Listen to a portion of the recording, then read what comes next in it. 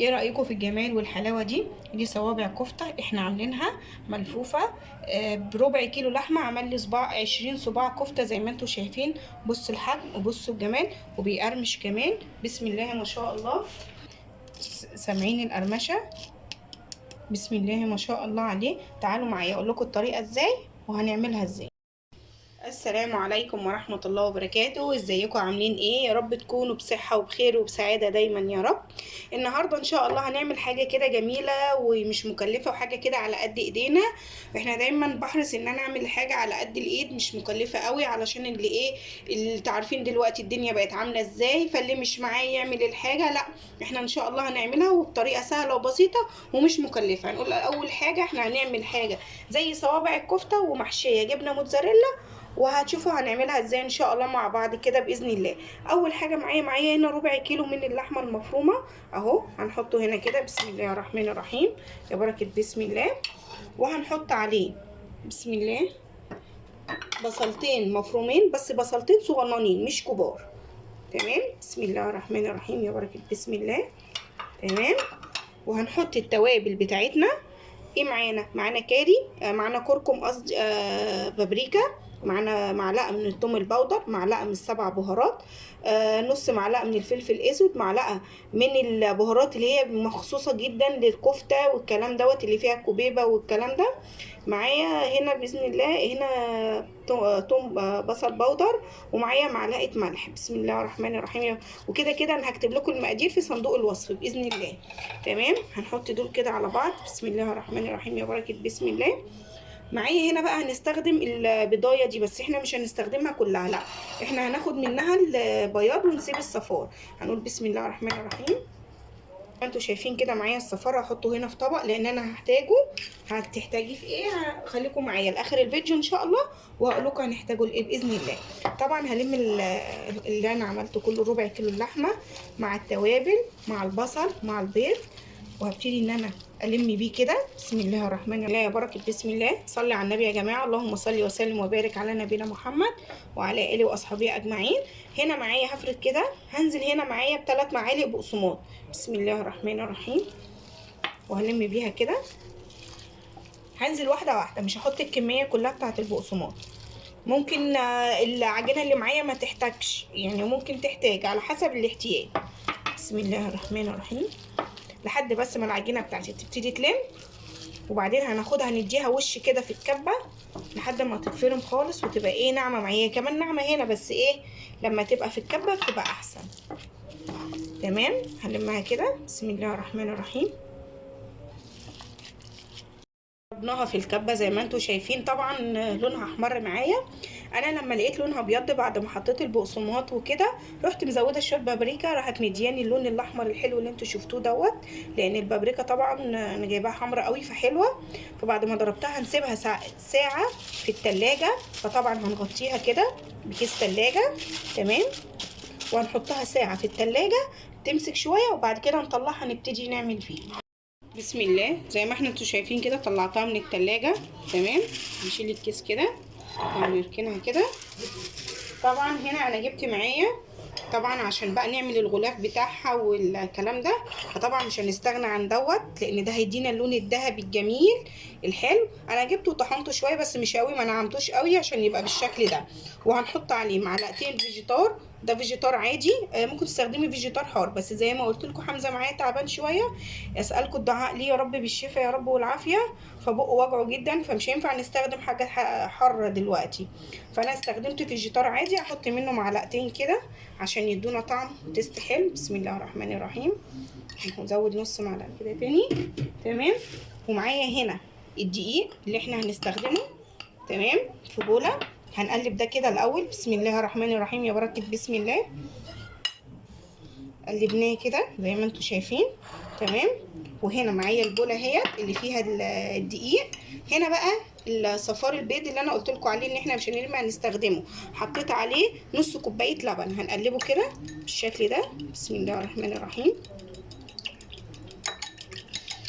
وهنمشي كده بقى ايه تدريجيا، دقيق وبيض واللي هو الغلاف الاخير.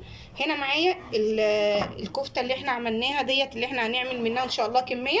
يعني عايزه اقول لكم بصوا الربع كيلو عامل قد ايه. يعني بسم الله ما شاء الله تبارك الله، اللهم صل على النبي. يعني هيرمي معانا ان شاء الله كميه حلوه. هنا معايا معلقتين من الزيت، دايما هدهن ايدي بيها، وهدهن اللي هنجيب كيس. طبعا احنا مش هنرمي الكيس اللي احنا استخدمناه اهوت، زي ما انتم شايفين هنجيبه كده تمام.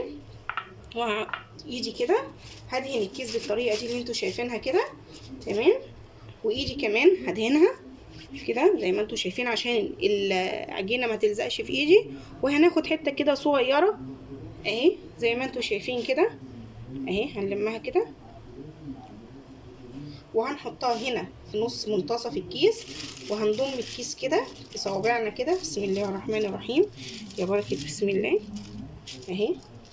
يبقى معايا السمك ولا هو خفيف ولا هي رقيقه قوي ولا هي عريضه قوي، زي ما انتوا شايفين كده اهو. وبعدين هنفتح كده هنا ان شاء الله باذن الله. هنا معانا جبنه موتزاريلا، انت عايزه تحشيها بطاطس، تحشيها عصاج لحمه، تحشيها اي حاجه اللي انت عايزه تحشيه والمتاح عندك وعلى قد ايدك تحشيه. انا هنا ان شاء الله هحشيها جبنه موتزاريلا. هنقول بسم الله الرحمن الرحيم، يا بركه بسم الله. وهنلفها كده، هنتني كده، هنجيب كده بايدينا كيس كده، وهنجيب بالكيس كده نضم كده الجنب ده زي ما انتوا شايفين كده اهو تمام. وهنضم الكيس ده كده الناحيه التانيه، وهنبتدي ايه نلفها مع بعض كده بالكيس. بسم الله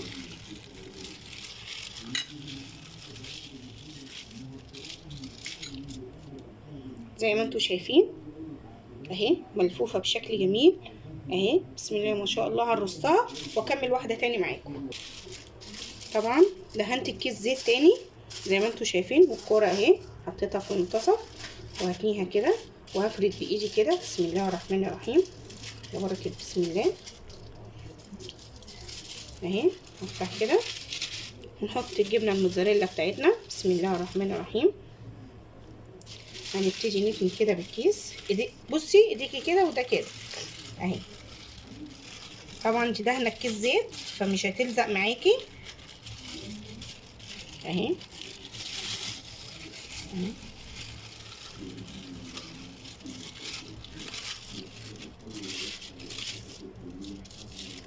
زي ما انت شايفه اهي اهي، بس ملفوفه اهي بشكل جميل اهي ومحشيه. طبعا هحطها هنا،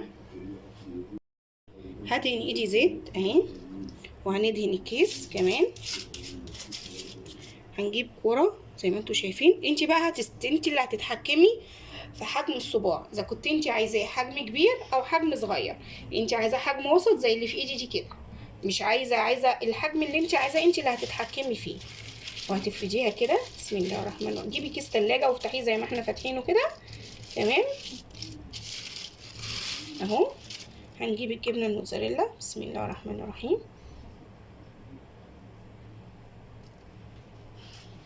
تمام. هنتني تانية بسيطه كده، هنجيب ده كده وهنجيب ده كده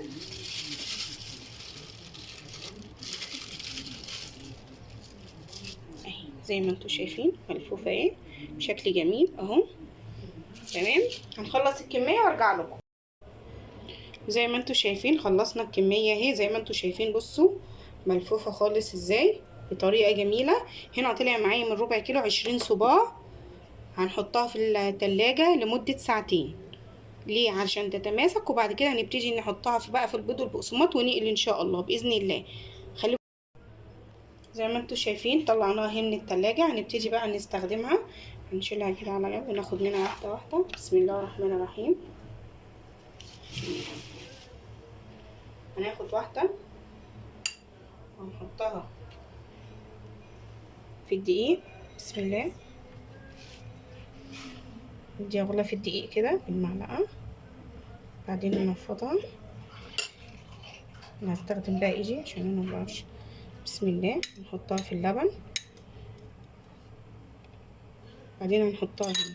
هنا بقى ممكن ما نحطش ايدينا، يعني هنا ممكن نلفها كده بالمعلقه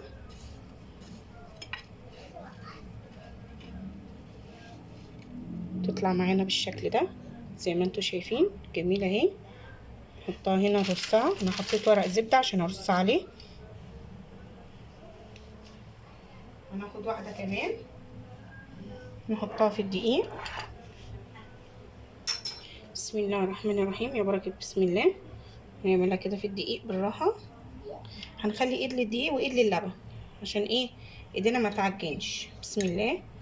وزي ما انتم شايفين كده طلعها كده. بسم الله الرحمن الرحيم. نحطها هنا كده. ممكن ايد الدقيق نستخدمها مع المقرمشات دي. ندوس كده بالراحه نتلم ان هي تتغلف تغليف كويس اهي. بصوا قوي قوي قوي، جربوها تعجبوها. هتكتبوا لي في التعليقات ان شاء الله ان الطريقه دي عجبتكم تستخدموها. من ربع كيلو طلعنا 20 صباع كفته. طبعا ده كميه طبعا، وبعدين فيها جبنه مكتمله يعني فيها كل البروتين، جبنه وبروتين والبقسماط. فانتي جمعتي في اكله واحده. ممكن تعملي بقى جنبيها شويه رز، تعملي جنبيها شويه مكرونه، اللي متاح عندك هتاكليها كده، وتحمري بطاطس جنبها. يعني شوفي انت ايه المتاح عندك واللي انت بتحبيه انت واولادك واستخدميه. طريقه جميله ومش مكلفه وحاجه كده على قد ايدينا. طبعا انتوا عارفين ان احنا بقينا في ايام غلا وايام، يا رب يهون علينا يا رب، علينا وعلى امه المسلمين اجمعين. يا رب يهون علينا الايام دي ويحفظ لكم اولادكم. فدايما احنا بنحرص ان الحاجه تبقى على قد الايد والله. ودايما بحاول ان انا اعمل لكم الحاجه باقل تكلفه. وتسلموا لي، يسلم لي حبايبي اللي بيكتبوا لي التعليقات وبيكتبوا لي وبيشتركوا معايا في القناه. يا رب ما نحرم منكم ابدا. ده طبعا انا لازم اشكركم لانه طبعا انتوا بتدعموني وانا ما بنساش ابدا الدعم جدا خالص. يا رب ما يحرمني منكم ابدا ابدا ابدا. ربنا يخليكم ليا يا رب، ويديم المحبه يا رب ما بيننا. طبعا احنا اهي شوفوا انا عملت ايه كام واحده كده اهو زي ما انتم شايفين. حطي في زي ما انتم شايفين اهو. مش هياخد في ايديكي ثواني، هي بس الفتره بس اللي بيقعد بيها في التلاجة. لكن هي طريقه سهله. ممكن تعملي بقى نفس الطريقه. ممكن تقولي ممكن اعمله مدور، تعمليه مدور. واحنا عملناه المره دي كفته زي صوابع الكفته. ممكن انت تستخدميه مدور زي الهمبرجر كده وتحشيه جبنه. انا هحاول ان انا اعمله لكم الطريقه دي بس بالفراخ ان شاء الله.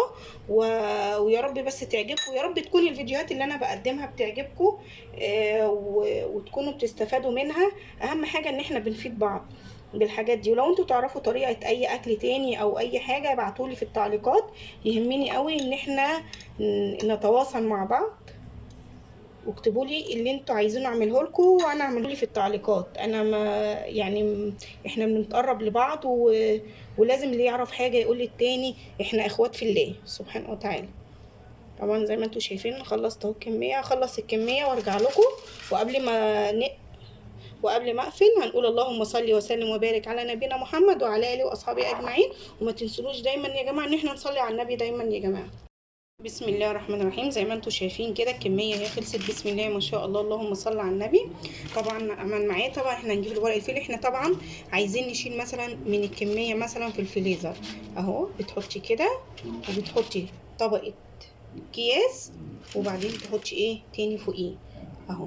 بصوا شكله جميل جدا جدا جدا وموفر جدا جدا جدا.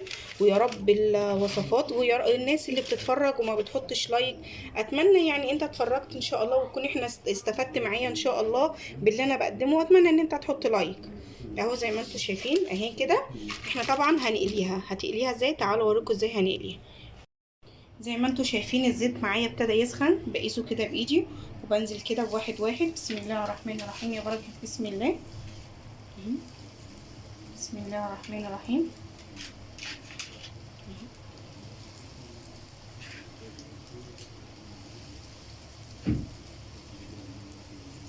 طبعا الزيت ما يبقاش سخن قوي علشان ما يتحمرش معايا قوي. تمام عشان يستوي من جوه وتاخد السوا الكامل. هننزل كده بالراحه وهنسيبه لحد ما يتحمر واقول لكم هنطلعه. انتوا شايفين خلصنا الكميه اهي كلها. 20 صباع. بسم الله ما شاء الله. بصوا الصباع قد ايه، اللهم صل على النبي اللهم بارك. بصوا الجبنه طالعه خالص ازاي، بسم الله ما شاء الله. جربوا الطريقه دي وان شاء الله تعجبكم باذن الله. طريقه سهله وبسيطه. هي صوابع الكفته جواها محشيه جبنه رومي، قصدي جبنه موتزاريلا. فانتوا عايزين تحشوها بطاطس، اللي مقداركم انتوا تحشوا بيه احشي بيه، المتاح عندك احشي بيه، حاجه كده على قد ايدك ان شاء الله. يا رب الفيديو بتاعي يعجبكم، ويا رب ينال اعجابكم. ومتنسوناش يا جماعه في التعليقات ولايك. والسلام عليكم ورحمه الله وبركاته.